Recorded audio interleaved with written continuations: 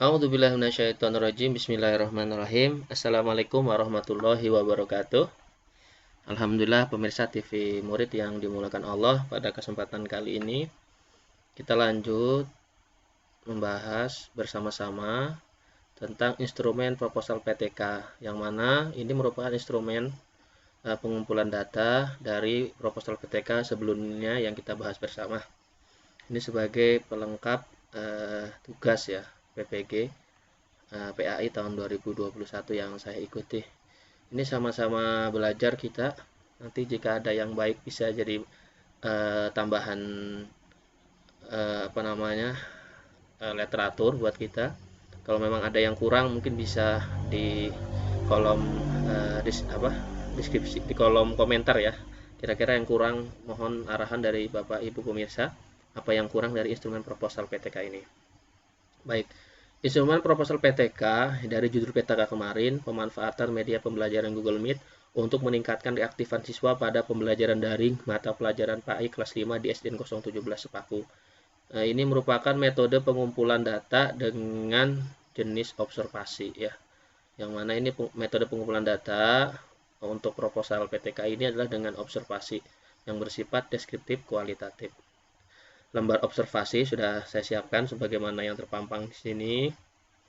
Ya, ini untuk mengukur ya sejauh mana keaktifan siswa. Nah, ini digunakan di siklus pertama pada PTK dan juga siklus kedua pada PTK. Nah, ini ada nomor ya 1 sampai 23 karena kelas 5 muridnya 23. Kemudian ada nama siswa nanti ya, ada nama siswa 1 sampai 23. Nah, baru ini indikator penilaiannya ya. Ini yang akan diukur. Yang pertama, siswa aktif mengikuti proses pembelajaran daring dengan mengerjakan tugas-tugas di classroom. Nah, ini yang kita nilai nanti setelah dilakukan siklus yang pertama, di akhir siklus pertama direfleksi ya.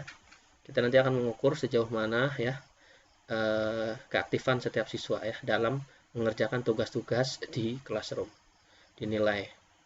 Kemudian yang kedua, indikatornya yang dinilai adalah siswa memiliki rasa ingin tahu terhadap materi dengan bertanya terkait materi kepada guru saat Google Meeting. Nanti di Google Meeting ya ada diskusi, ada tanya jawab. Nanti kita nilai setiap murid yang aktif yang mau bertanya, kita nilai di sini.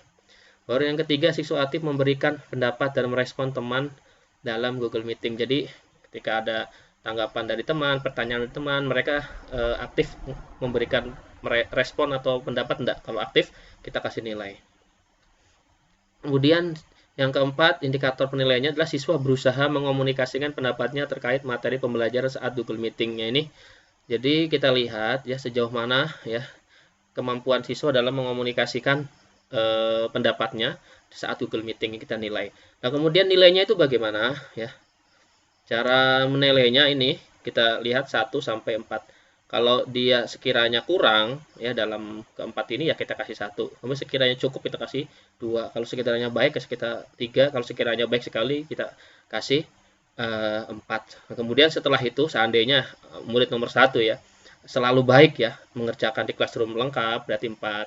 Kemudian sering bertanya sama guru berarti 4 ya, memberikan tanggapan yang yang aktif berarti 4 juga. Kemudian berusaha mengomunikasikan pendapatnya ya, aktif menyampaikan pendapatnya, kita kasih 4 juga. Jadi 4 4 4 4 berarti 4 kali 4 16 ya. Berarti di sini 16. Baru berapa persen? Nah, cara mersenkannya ini seperti di bawah. Ya, nih. Nih. Skor maksimalnya 16 ya. Nanti baru persentase keaktifan. Seandainya tadi skor totalnya anak tadi adalah 16, berarti dibagi skor maksimal yaitu 16. Jadi 16 bagi 16 1. 1 kali 100 berarti 100%. Berarti tingkat keaktifannya dia di sini 100%. Seperti itu ya. Nah, itu contohnya seperti itu. Berarti bisa diisi seandainya di sini 3 3 3 3 jadi 3 kali 4 berapa? 3 kali 4 12 ya. Berarti 12 dibagi 16 ya. 12 skor total 12 dibagi skor maksimal 16. 12 bagi 16 berarti kali 100. Jadi kira-kira sekitar 80 atau 90 persenan seperti itu ya. Di sini dinilai. Nah, itu contohnya seperti itu. Nah, kemudian ketika setelah 1 sampai 23 anak dinilai, ada total sekolah nilainya, ya kan? Baru dipersenkan berapa di sini. Persenan ini di sum ya. Masukkan sini totalnya berapa, ya kan? Kemudian dibagi rata, dibuat rata-rata. Ya, totalnya ini berapa dari 1 sampai 23 anak, baru dibagi 23 anak, rata-rata persennya berapa. Kalau seandainya di sini ya, rata-rata keaktifan siswa ya seandainya antara 45 sampai 55%, berarti peserta didik masih kurang aktif. Tapi kalau 56 sampai 65% berarti peserta didik cukup aktif. Nanti kalau seandainya tadi di sini rata-rata kelas ya, keaktifan siswanya itu antara 66 sampai 75%, peserta didik aktif.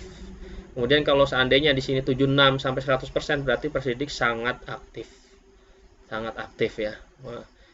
Nah, untuk PTK ini kita mencari di peserta didik aktif. Jadi harapannya setelah dilakukan siklus ke-1 dan kedua, nanti ada peningkatan ya, yaitu antara 66 sampai 75% peserta didik aktif, 23 anak di kelas 5, harapannya gitu. Sejauh ini dari observasi atau prasiklus yang dilakukan di awal ini, sebelum sudah dilakukan prasiklus, observasi awal ya kan, mencari, membaca permasalahan siswa dan kemudian berapa persen tingkat keaktifannya.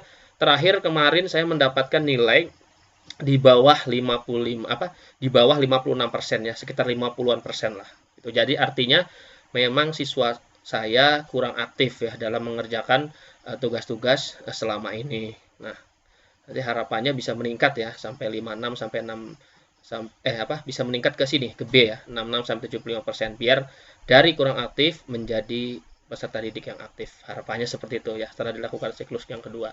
Amin ya rabbal alamin. Mungkin cukup sekian, cukup jelas. Nanti untuk lembar ini bisa di link ya, di deskripsi nanti ada linknya, bisa dijadikan salah satu referensi lah seperti itu kalau memang bermanfaat. Kalau kurang ya mohon masukannya di komentar juga. Terima kasih banyak pemirsa, semoga Allah memberkahi kita semua. Amin ya rabbal alamin. Assalamualaikum warahmatullahi wabarakatuh.